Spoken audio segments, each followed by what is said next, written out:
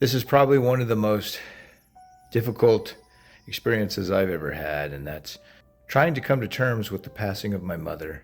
What this video is going to try to convey, those that loved her, expressing some of their favorite moments and memories, and us seeing a little bit of my mother's life. You didn't have to know Mary Kinnaird to enjoy what you're about ready to watch. She was a good person, a great mother, a loving wife, a woman of faith, a woman of family, a woman of principle. She was everything that I would want my mother to be, and everything I think a lot of people would want their mothers to be, or maybe their mothers were. But this is Mary Kinnaird. Okay, there's the birthday duo right there. Help each other up. And we're having birthday steak. Happy steak day to you. What? Wait a minute. Virginia Irene Barfield married Willard Dolphin Harper and had Mary Lucille Harper. And Mary Lucille Harper married Earl Lee Kinnaird. Mary's sister Marlene Harper was her maid of honor. When my sister and I were teenagers, Mary had a crush on one of the young elders of the church. His name was Earl Kinnaird. And there was a picture of him in the church lobby one Sunday, and my sister wanted that picture of him. And she encouraged me to go out during the church service, pretend I was going to the bathroom, and get that picture of him. And she still has that. I met her at a party. I guess that was love at first sight, I guess. All right, Dad, what happened the first time you asked Mom to marry you? She was going to nursing school. So she kind of said no, and then she changed her mind. This was their first home. It was a small apartment in Mesa, Arizona.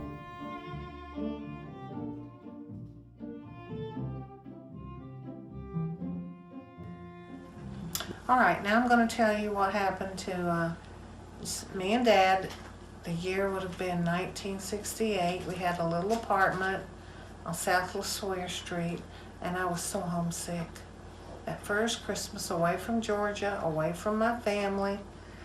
So my mother had the idea that she and my sister and my grandmother and my wild and crazy Aunt Elsie and my little brother would drive out here to see me at Christmas.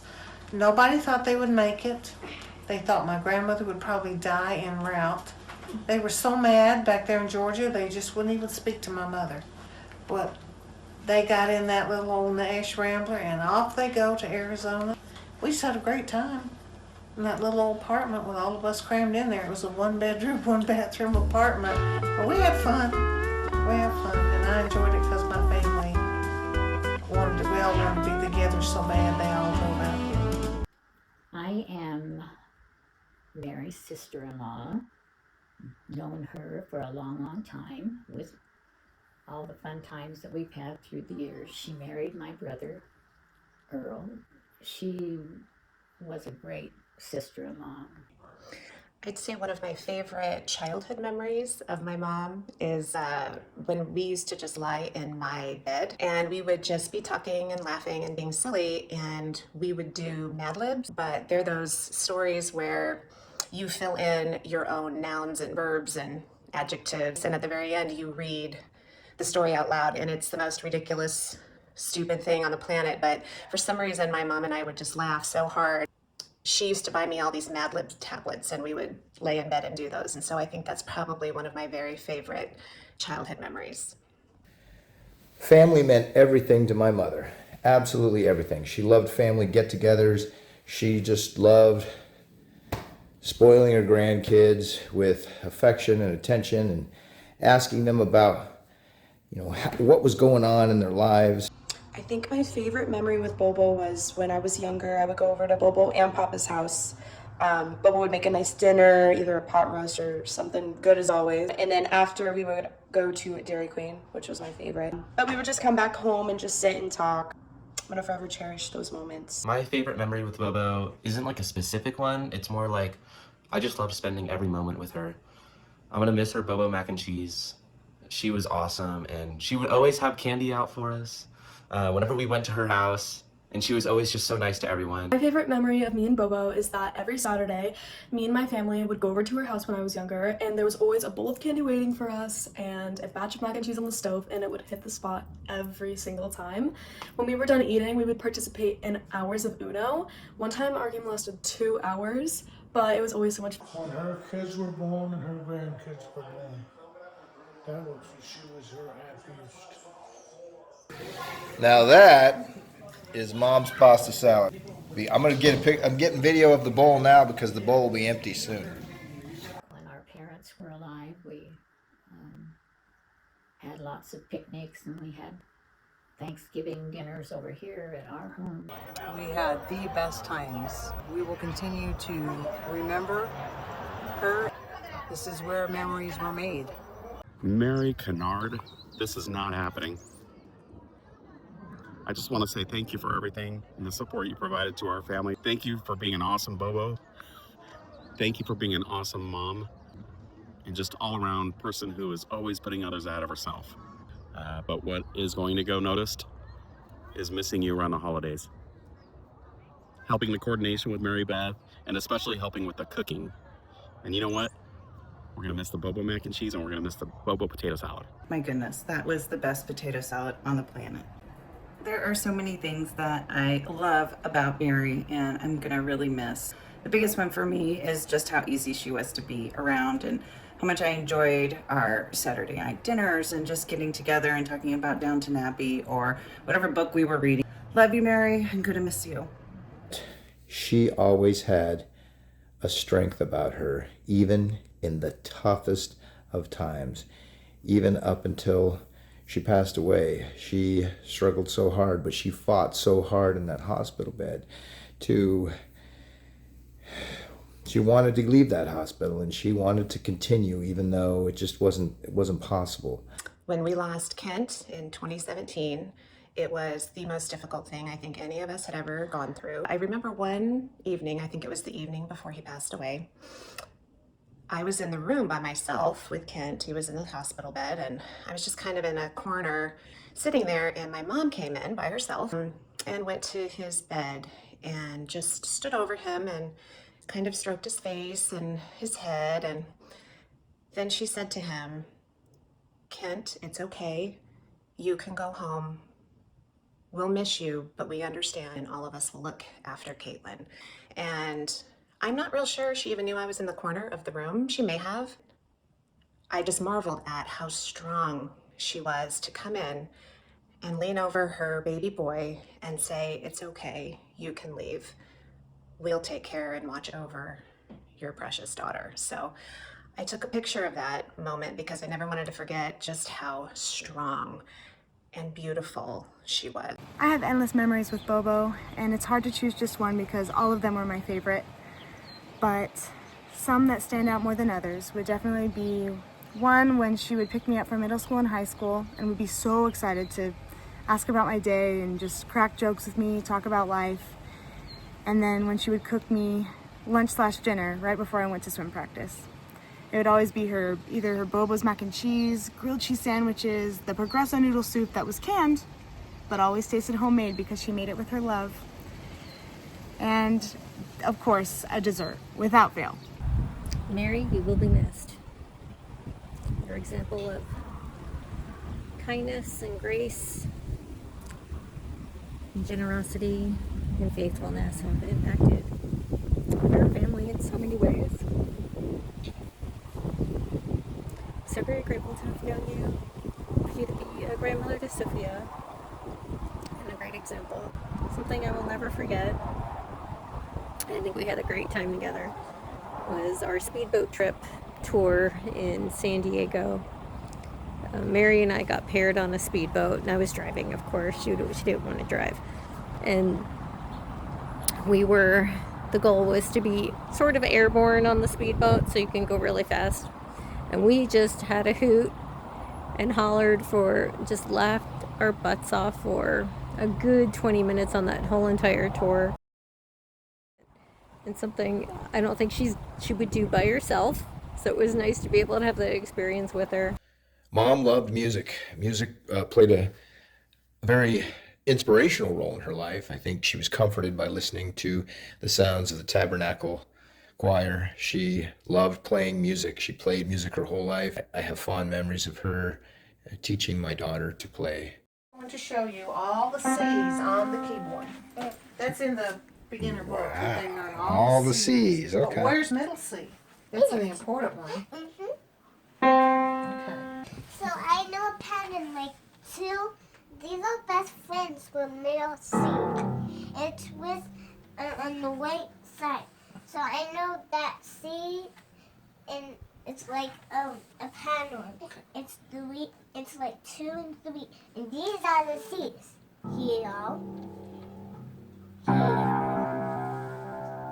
here, here, a pointed C. Here, here, here. What do you call this little space right here? A what? A measure. It's a measure. And what note is this? If this was the only note, which one? What is that note? Middle C. Correct. Okay. Now let's play our little song. All right.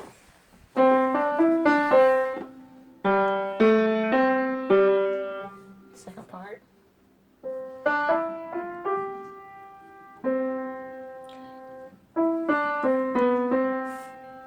I was little and I wanted to play piano, and she took time out of her day to like try and teach me a little bit. And I was just like, I was mashing on the keys, but I did learn like 1 or 2 like very basic songs. But it was very fun. I remember as a child, I used to watch her play the piano and the organ for church, and I would just watch her hands move over the keys. And I don't know, it was just a little mesmerizing to me. Mom had a very soft touch, a very comforting touch, and I loved holding her hand. And it's too bad that as we grow into adults, at least me, I can't remember a time when I would just hold my mother's hand.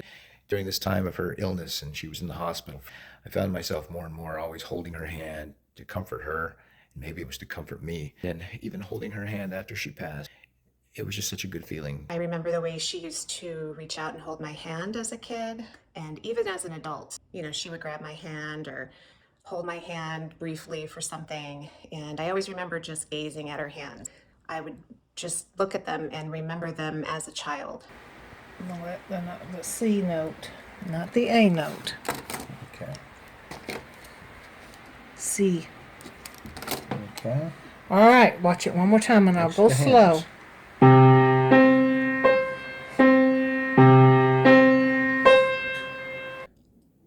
I look at life and music, and I look at the way she looked at music, and her life kind of resembled that. And in describing a piano lesson, you see the symbolism and you see the parallels. It means something to me. Don't try to do it all in one night or all at one time. This is just some pieces of music for you to work on, and you can take your time and don't rush, but you're doing really good, I can tell. And whenever you're ready to play something, then you can call me and you can play it for me. Okay, you're doing great.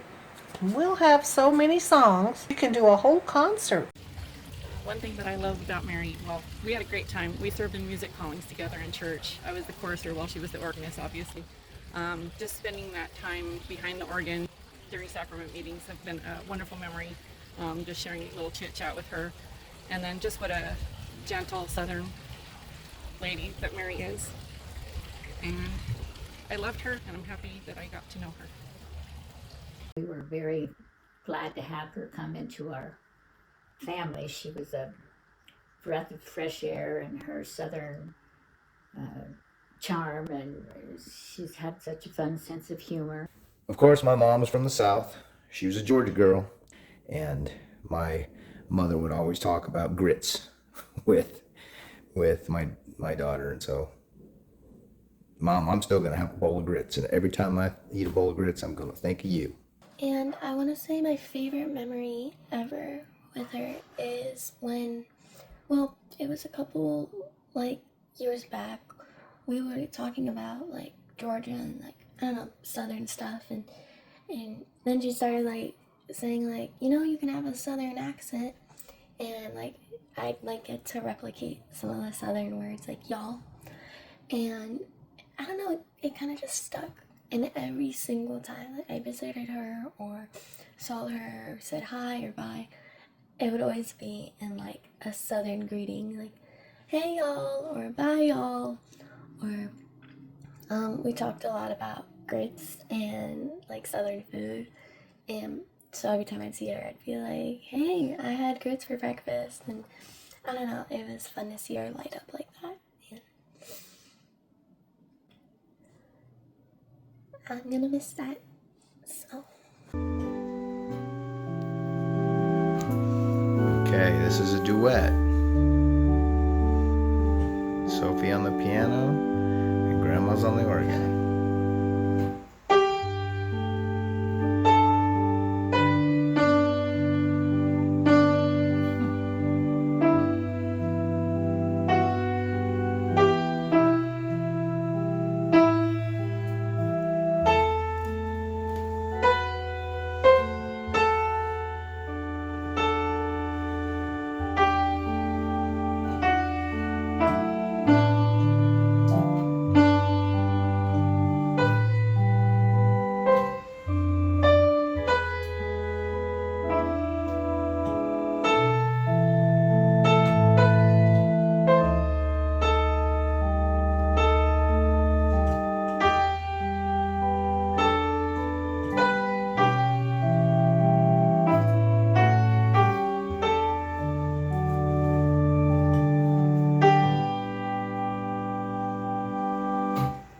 I met Mary 41 years ago while working at Salk Elementary. Mary was not only my coworker, she was my best friend. We would often reminisce over silly things our kids would get themselves in.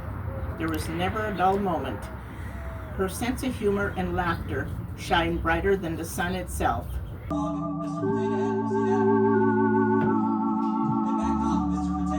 Now you don't have to go to church. I know growing up, I always felt like she was kind of like my mother away from home, and it was always nice to go over and talk with her all through the years and keeping up with them and keeping in touch with them. Okay, I have all the letters she wrote me when we were young, before we were married, always telling me how much she loved me. I read them every once in a while. Yeah, she wrote the sweetest letters. Even though we grew up having our battles and went through life together, we were able to share our lives together. She just was a gentle person. We love you, Mary. We'll see you soon. I love you so much, Bobo. I'm gonna miss her a lot. We love you. And I love you and miss you so much. Always will. Love you, Bobo. And I'm gonna miss her so much. Mary, if you're listening, I want you to know how much I miss you. I thank God every day for the blessing me with a friend like you. I love you, my dear friend. You'll be missed, Mary. Love you. This is the cook. This is the cook. Oh yeah, this is my ready to eat. Turkey hands. Yes, and there it is. Get ready to feast.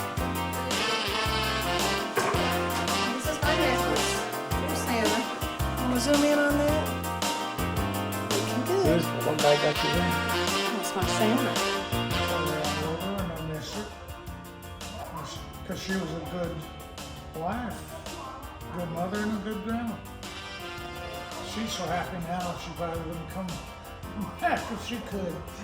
That's the only good, that's a good thing about it. I know she's in a better place. Camera.